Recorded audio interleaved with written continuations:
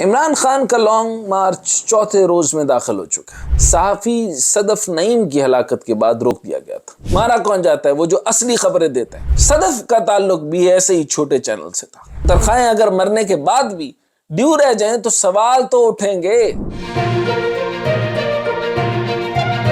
السلام علیکم، میں ہوں ڈاکٹر حسنین جاوید اور آپ دیکھ رہے ہیں میرے ڈیجیٹل چینل۔ عمران خان کا لانگ مارچ چوتھے روز میں داخل ہو چکا ہے۔ جو گزشتہ روز حادثے میں صحافی صدف نعیم کی ہلاکت کے بعد روک دیا گیا تھا۔ ارشد شریف کی کینیا میں ہلاکت کا کیس ابھی تک حل نہیں ہوا، لیکن عمران خان کے لانگ مارچ میں ایک خاتون صحافی کے حادثے میں ہلاکت نے کئی سوال کھڑے کر دیے، اور یہ سوال خود صحافتی حلقے میں بھی اٹھائے جا رہے ہیں کہ جب خبر دینے والے خود خبر بننا شروع ہو جائیں تو ضرورت ہے اس نظام کو ٹٹولنے کی، اس کو سنبھلنے کی، اس کو سمجھنے کی۔ یہ ہے کیا؟ یعنی اس نظام کے اندر بھی ایلیٹسٹ آف دا ایلیٹسٹ ہے، یعنی چند چار پانچ بڑے نام اور مالکان بس، یعنی نیچے چھوٹے صحافیوں کی نہ تنخواہ دی جائے، ان کو مرنے دیا جائے، نہ ان کو پروبیشن میں دیا جائے، نہ ان کے پیسے دیے جائیں، کئی سال ان کو تنخواہیں نہ دی جائیں۔ یہ نظام جہاں صحافت اور صحافی کی حفاظت اور اس کے حقوق کا تحفظ بھی ممکن نہ رہے۔ ایک طرف وہ میڈیا مالکان ہیں جنہیں کروڑوں کے اشتہارات ملتے ہیں۔ یہاں پہ یہ بھی بتاتا چلوں کہ جب بھی یہ دھرنے اور معاملات ہوتے ہیں یہ اربوں کی ڈیل کرتے ہیں۔ کتنا آپ کو ایئر ٹائم دیا جائے گا، کب دیا جائے گا، مین تقریر کب نشر ہوگی، اور یہ سارے کے سارے اس پوری elitist of the elitist state کے ساتھ ملے ہوئے۔ مارا کون جاتا ہے؟ چھوٹا صحافی۔ مارا کون جاتا ہے؟ وہ جو اصلی خبریں دیتا ہے۔ کوئی یہ نہیں بتائے گا کہ کس ہسپتال نے، کس کے ڈاکٹر نے کس مریض کو ملنے سے انکار کر دیا، چھوٹی چھوٹی جگہوں سے کتنے میٹرنٹی سے مر گئے، کتنے لوگ چھوٹے چھوٹے جگہوں کے اوپر مارے جا رہے ہیں، کہاں پہ روڈوں کے کھڈے بنے ہوئے۔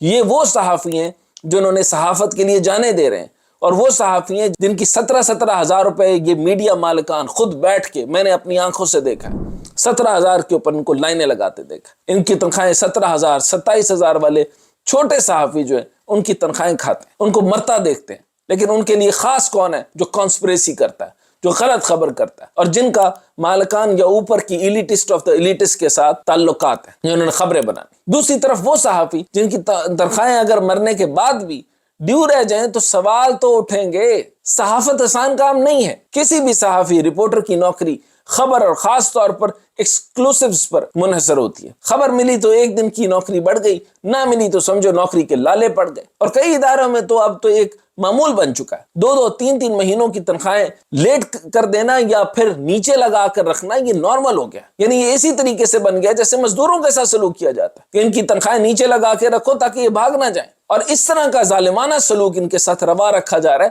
کوئی پکڑنے والا نہیں، اور کوئی ان کو یہاں پر جو ہے یہ چیک اینڈ بیلنس نہیں۔ اور وہ جو ججز جو ہیں جو کہ صرف اور صرف ہائی پروفائل کیسز پکڑتے ہیں، کبھی یہ پکڑا کہ کتنے صحافیوں کی تنخواہوں کو جو ہے ان کو 6 مہینے کی تنخواہیں نہیں ملی، کتنوں کے گردے چلے گئے، کتنوں کے بائی پاس اور سٹنٹ کر لیے، نہیں پوچھتے۔ کوئی مالکان، ایک زمانہ ہوا کرتا تھا جب صحافت کا کردار ہوا کرتا تھا تو وہ کوئی بیمار ہو جاتا تو مالکان خود ان کے گھروں میں جا کر ان سے پوچھتے ہوتے تھے، اور گھر کا راشن ڈلواتے تھے اور تکلیف کا پوچھتے تھے۔ اب تو پوچھنا تو بڑی دور کی بات، ان کو کوئی کور دینے والا نہیں، پکڑے جائیں اور مارے جائیں، اور یا کوئی ان کو مار کر چلا جائے تو اس کا دکھ دینے والا کوئی نہیں۔ بڑے چینلز میں تنخواہوں کے مسئلے نہیں ہیں، مگر کئی چھوٹے چینلز میں صحافی بس ایسے ہی گزارا کرتے ہیں، اور حد تو یہ ہے کہ سیاسی رہنما بھی ایسے رپورٹرز اور صحافی کو کم ہی توجہ دیتے ہیں جن کا تعلق چھوٹے چینلز یا اخبارات سے ہو۔ صدف کا تعلق بھی ایسے ہی چھوٹے چینل سے تھا، اور کچھ صحافی حلقوں میں دعویٰ کیا گیا کہ شاید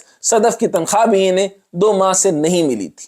اب آف کورس اس کو جب تک یہ سٹنٹ نہ کرنا پڑتا یا اوپر جا کر کے کوئی بڑی خبر نہ لاتی تو اس کو تنخواہ کہاں سے ملنی تھی؟ اور یہ بات درست ہے کہ صرف اور صرف چند، جیسے میں نے آپ کو بتایا کہ پوری انڈسٹری کے اندر چند خاندان یعنی 2%، اسی طریقے سے صحافت کے اندر بھی، چینلز میں بھی 3 4 5 بس انہی کو توجہ دی جاتی، اور ان کے بعد ان کے چھوٹے چینلز کو تو دیکھا تک نہیں جاتا۔ اور چھوٹے چینلز ان کو سمجھا جاتا ہے جو لوگ وہ رپورٹ کرتے ہیں کہ صفائی کہاں نہیں ہے، میونسپل کمیٹی کے لوگ کام نہیں کر رہے، ڈی سی اور اے سی جو ہے وہ اپنے کتنی رشوت دے رہے، ان کو تو دیکھا تک نہیں جاتا۔ بہرحال نیوز روم سے اگر دیکھا جائے تو ان کے مسلسل پریشر، جرنلزم میں کچھ کر دکھانے کا جنون، نوکری سے نکالے جانے کا خوف، اور ان سب سے بڑھ کر آپس میں مقابلے کا ماحول چھوٹے چینل اور رپورٹرز کو ایسے خطرات لینے پہ مجبور کر دیتا ہے جس سے بعض اوقات وہ جان سے بھی ہاتھ دھو بیٹھتے ہیں، اور یہی صدف کے ساتھ ہوا. جس ٹی وی چینل سے وہ وابستہ تھی وہ اپنے ملازمین کی تنخواہیں روکنے اور سرے سے ہی نہ دینے میں مارکیٹ میں مشہور ہے. رہی صحافتی تنظیمیں اور ادارے تو وہ بھی ایسی پالیسی بنانے میں ناکام رہے جس سے صحافیوں کے جانی اور مالی تحفظ کو یقینی بنایا جائے. ہیلتھ اور لائف انشورنس اکثر اداروں میں دی ہی نہیں جاتی. آپ نے دیکھا ہوگا کہ پوری دنیا کے اندر پریس کی جیکٹس ہوتی اور ان کو تحفظ اسی طرح ملا کرتا ہے جیسے فورسز کو دیا جاتا ہے. یہاں پہ آپ صرف اور صرف چند بڑوں کو تو دیکھیں گے لیکن باقی جو چھوٹے چینل جن کو مانا جاتا ہے آپ نے لائسنس دیا ہے.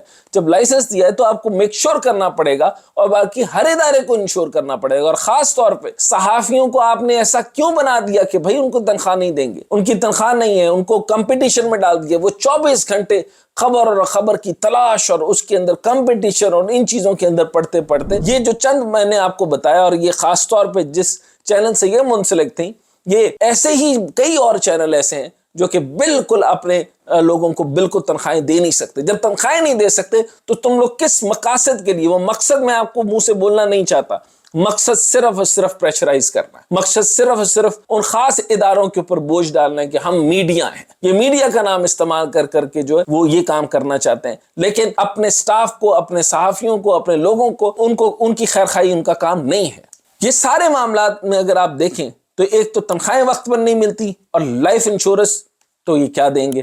اکثر صحافی تنظیموں کے عہدیدار میڈیا مالکان کی گرفت میں ہوتے ہیں اور صحافتی اداروں میں سیلف سیفٹی اور لانگ مارچ یا جلد سے جلوسوں کی کوریج سے متعلق تربیت سرے سے موجود ہی نہیں. صدف کی بھی یہی کہانی ہے جو شاید کل تک سیاست اور صحافت کی دھول میں کہیں گم ہو جائے گی, لیکن سوال وہیں رہے گا جو خبر دیتے ہیں کہ خبر گیری کون کرے گا. 2022 میں ابھی تک کم و بیش 8 صحافی اپنی جان گنوا چکے ہیں. سیٹ کو سوچنا پڑے گا جن صحافیوں کے بل پر بڑی بڑی عمارتیں اور کاروبار کھڑے ہیں, ان کا جانی اور مالی تحفظ بھی اتنا ہی ضروری ہے اور اتنا ہی اہم.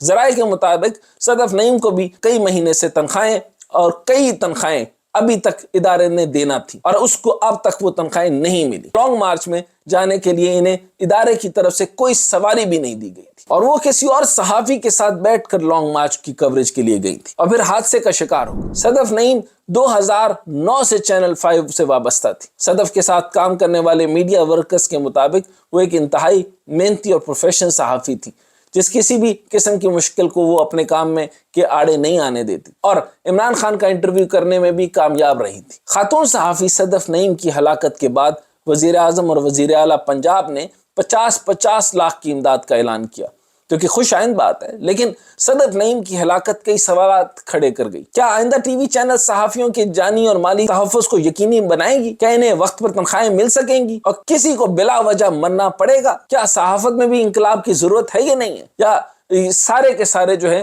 وہ 80-20 رول کو اپنائیں گے اور 80-20 رول چلتا رہا تو جو خاص لوگ ہوں گے اور جو بڑی کانسپریسی کر سکیں گے اور اوپر کے لوگوں کو سب مل کر اور بڑی خبر نکال کر لے کر آئیں گے اور بڑے وہ طوطے اور چڑیا اور یہ اور وہ اور جنات اور فلاں فلاں یہ خبریں چلتی رہیں گی, یا ان جو اصل حقائق اور سچے لوگ, سچے اور کھرے لوگ, ان لوگوں کو مشکلات کا شکار رہنا پڑے گا؟ ان کو آپ 3rd کیٹیگری اور سی کیٹیگری میں رکھیں گے, ان کی تنخواہوں کے اوپر کوئی سوموٹو ایکشنز نہیں ہوں گے. آپ کو ایک نظام بنانا ہوگا.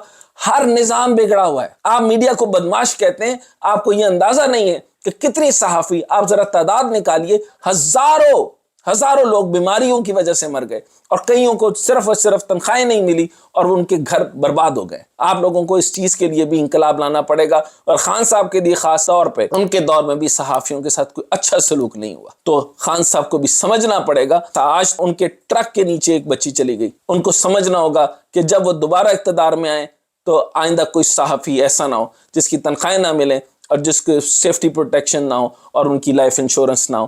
اس کے بغیر یہ نظام نہیں چلے.